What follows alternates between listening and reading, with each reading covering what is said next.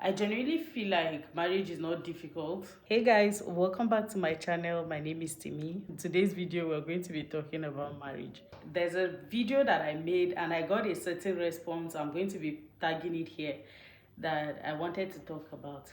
People kind of make marriage difficult because they want to complicate it. The idea of marriage is not a complicated concept, but they bring in foreign concepts into the idea of marriage and complicate everything.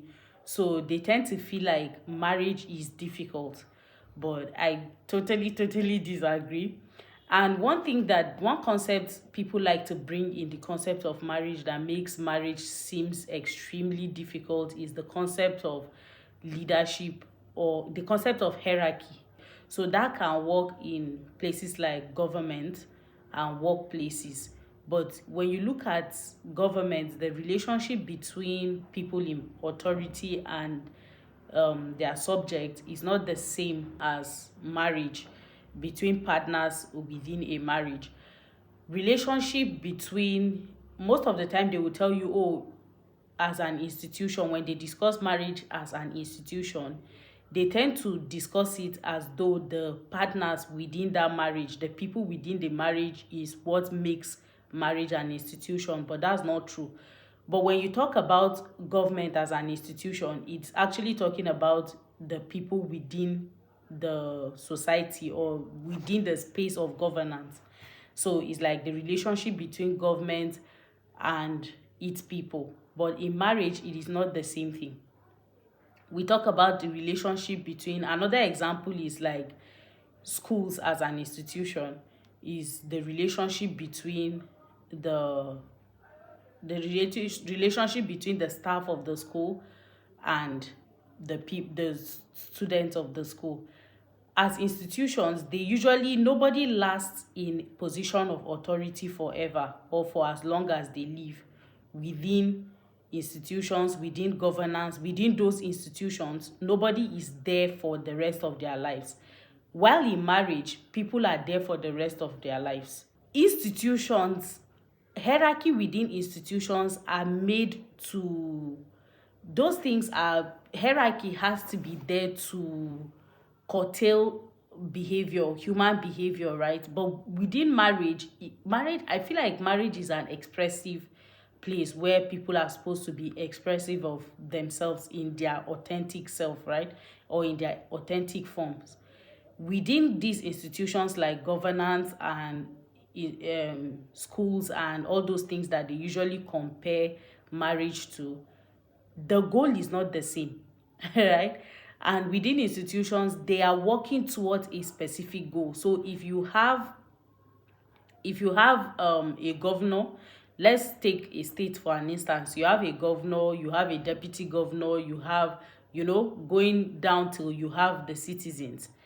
That institution is there because when a governor is coming, they have goals that they want to achieve. They have something that, let's say the person comes with their agendas of, let's say, electricity, good roads and all that. So this person has that institution to ensure that these things happen.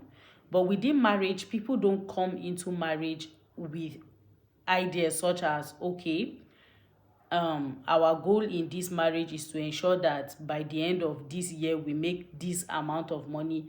And I'm not saying that if you have those goals is a bad thing. Like within marriage you can have those goals, but those are not the major reasons why you guys are getting married, right? So marriage is not some form of swearing in of power or anything like that. But people tend to equate marriage to institutions, so it makes it difficult for them to actually work within marriage. And conflict resolution within marriage is a very easy concept, right? So the sooner you stop seeing your partner as somebody who you're supposed to dominate, people bring in their knowledge of institutions such as religion and all these things that they get within social environments like schools and governance and the rest. They bring those knowledge into marriage and they bring those concepts into marriage, right? because within religion they cannot capture the idea of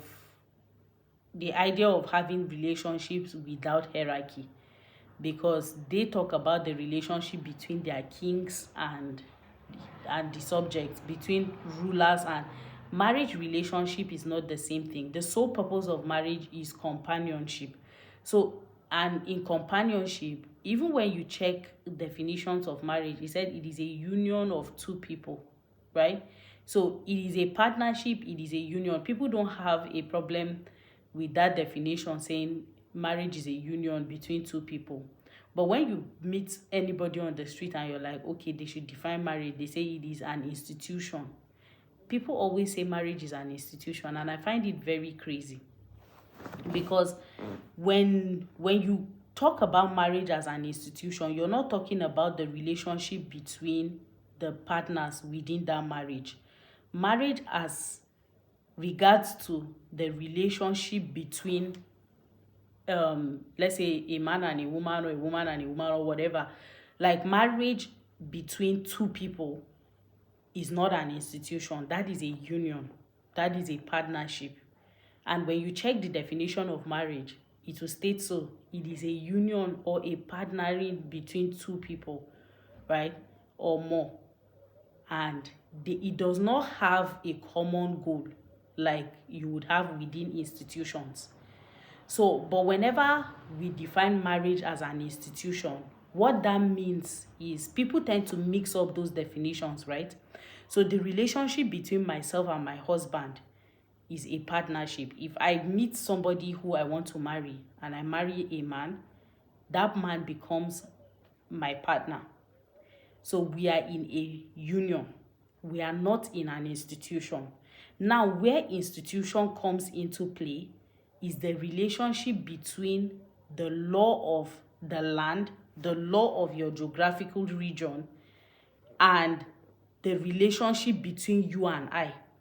So it is the relationship between the law or the government and this partnership. That is what makes marriage an institution. It is not the relationship between you, my husband, and I that makes marriage an institution. So marriage was institutionalized by the laws of a land or by the government of a land. That is why within, let's say, within certain, that's why they say within customary law, within marriage, polygamy is allowed. So if you had customary marriage, marriage as an institution is now the relationship between the law and that relationship that you have. So within customary marriage, a man is allowed to marry more than one wife. Now, that does not mean there is a hierarchy within the man and his wives. You get? That does not mean what that man and his wives have is an institution. They have a partnership. They have a common agreement. But it is what makes that agreement binding that is the law. So it is the relationship between the law, between the government, that binding relationship between the government and these people in the relationship, that is what makes marriage an institution. Now, it is the same institution that provides that if you want to divorce your husband, these are the patterns that you should follow. If your husband wants a divorce, these and these are the laws that he should follow. This is the step-by-step to go about it. Now, to make that marriage legal, that is where institution comes. So we have a certain institution that the concept of marriage is under that institution. So the concept of marriage, let's take for instance in Nigeria now, the concept of marriage is under the Ministry of Interior. So what makes marriage an institution is not what these two people agreed to do. It is the relationship between the government giving power to Ministry of Interior. So that institution is actually just the relationship between the laws that govern the concept of marriage within a country or within a state. That is what makes marriage an institution, not the relationship between the man and his wife. Now, to give you an example, to give you clarity concerning this issue, within that institution and where hierarchy exists, the power comes from the president, the maybe, let's say for instance, from the president to the minister of interior, from the minister of interior to the person who is officiating the wedding. That is the hierarchy, right? There's no point where legally there is power, decentering power from president, or assigning power from president to minister of interior to the officiating, to the officiator of the marriage, to the husband. That is not the flow of power. The flow of power comes to the officiating minister, right? And when you go to court, it is from the judges to you guys. So it is not, there is nowhere that any member of this union has power over the other. It doesn't, or is superior to the other. Marriage as an institution is the body that legalizes the union between these people, and the body that also regulates human behavior between this union. So when you now have children, it is that same body that also is responsible for ensuring that those children are properly raised, and also that you guys are not beating on yourselves or saying one can unalive the person, right? The other person. So it also protects the rights of the people within this union, and also protects the rights of the people within the union, and regulates human behaviors within this union. So marriage in itself, it is not an institution, but the relationship between institutions that govern this idea of marriage, or the concept of marriage, is what makes marriage an institution. So pretty much it's like there's a union that was institutionalized. Now, on the other hand, marriage being a union is, when you talk about unionism, right, consider it a partnership within a union, such as, let's say, NURTW, right? Now, I know that when I say NURTW, if you're Nigerian, you know what NURTW means, right? So it's like National Union of Road Traffic Workers or something like that. Now, within themselves, they are colleagues, they are partners. I'm not talking about saying there's an NURT chairman and then, because that's the argument that most people bring.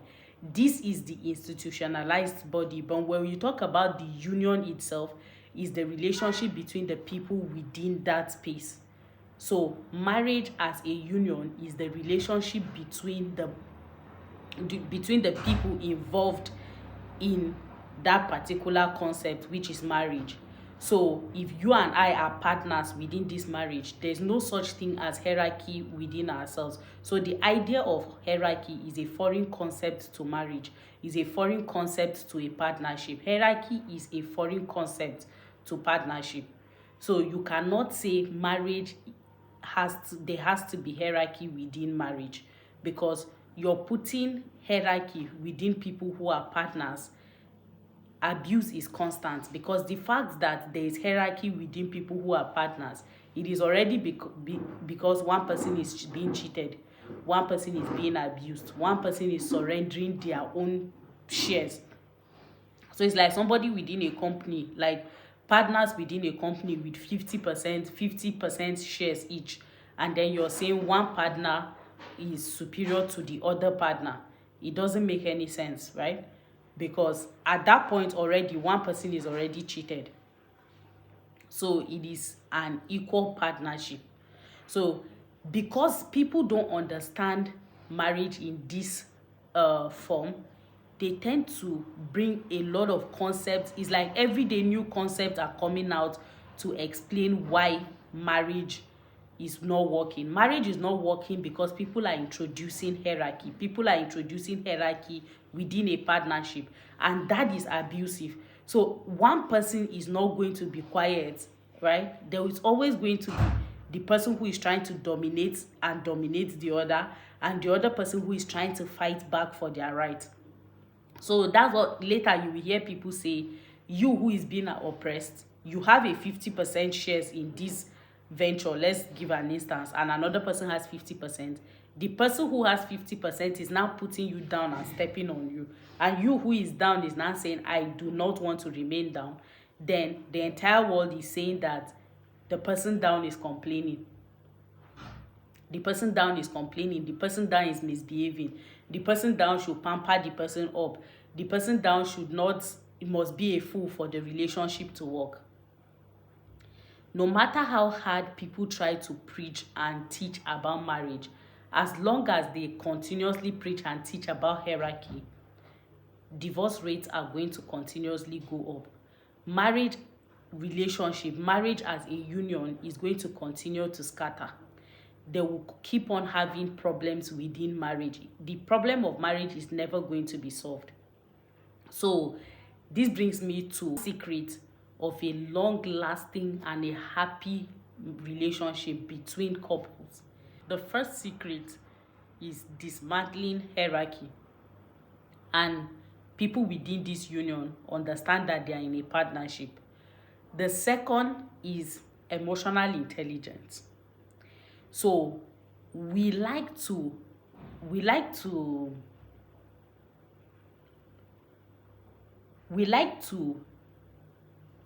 demonize emotions, the concept of emotion, because people introduce foreign concepts.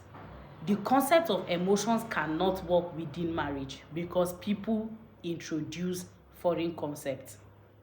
This concept of hierarchy is being introduced within marriage. So people tend to have a lot of issues, and all issues that happens within marriage are issues of emotions. But we say things like marriage is not for emotions, marriage is not for how you feel.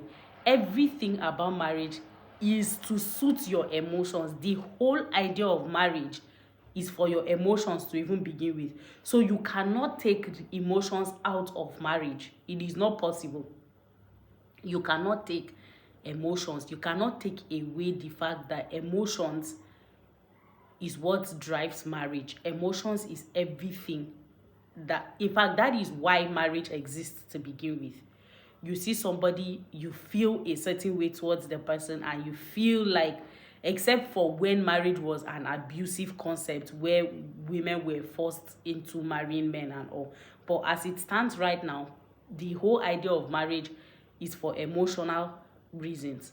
So you cannot be married for emotional reasons and say that your emotions does not matter, until you understand that both of you are partners and you're working to achieve the same goal. So that emotion is what you need to cater for. You need to cater for your emotions and the emotions of your partner. So if you understand that emotions is not a foreign concept and emotions is the reason why people get married, then you sit down and say, how do we suit each other emotionally? So when you are talking, when a person is complaining about the way they feel, if you understand the concept of partnership and you've dismantled the concept of hierarchy, it is easier for you to not feel like attacked. Especially for men, it is easier for them to not feel attacked because you know that this person is your partner, right? So it is better, it's easier for you to accept what they are saying, not as a direct insult to your authority. Because most of the time when men tend to be defensive is in the fact that they believe that they have a certain level of authority. So a woman who is complaining about how she feels is like that's an attack to his authority, of which that authority is non-existent. You don't have that authority to begin with. So you feel the need to defend your authority. So it's like, because they bring about institution which works within government, right? Look at relationship between countries. Because these people have authority, they will tell you, oh, America is this. Let's take the dispute between Israel and Palestine, for instance. It's like somebody can just say something or do something, and then it feels like an attack to the authority that is the government of that state. so there will be need to go to war. But if we eliminate the idea of hierarchy and the idea of institution within a union, then there will be no need to go to war. It's more like saying when my partner speaks, the person is pay attention to emotions and learn about emotions. And I think in our next video, we are going to be talking about emotional intelligence, right? So if people learn emotional intelligence rather than learning and trying to enforce this concept of hierarchy on people, but rather teach emotional intelligence, divorce rates will go down, abuse rates will go down. But because they don't teach emotional intelligence, rather they teach who is in power and who is supposed to be submissive in that power. That concept is something they've been preaching before we were born until we will die. If they keep preaching that concept, the divorce rate will keep increasing. We are never going to experience any change.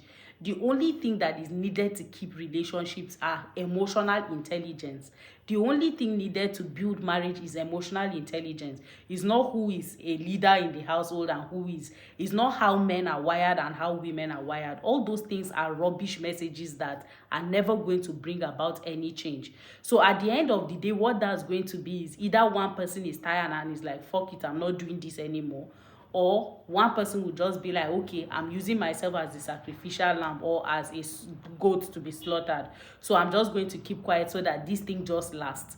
It is not enjoyable. It's just lasting because one person sacrificed their happiness for another, and that is a very selfish concept. And people promote that even within religious spaces, and they tell you if you're a woman and you know how to act like a fool, your marriage will work. Your marriage is not working. You are just quiet. A lot of time those women even tap out of that thing emotionally, and they are just looking at each other and listening to each other like we just did, maybe for the sake of your children or anything. Marriage without emotional intelligence is abusive. Marriage with hierarchy is abusive. At the end of the day, somebody has to be abused for that relationship to work. So as long as the message of leadership, the messages of a man being the head of the home and a woman being submissive still exist within marriage, marriage is never going to work, because the idea of submission and leadership works within institutions, not within unions. And marriage is not an institution. Marriage is a union between two people. Marriage institution is not talking about the relationship between the man and the woman, or if you're LGBTQ, between your partner and you. That is not what marriage is talking about. I hope this explains, and in my next video I'm going to be talking about emotional intelligence. Thank you so much guys for watching. If you enjoyed this video, please give me a thumbs up, share this video with your friends, and consider subscribing if you have not yet subscribed. See you in my next video guys. Bye.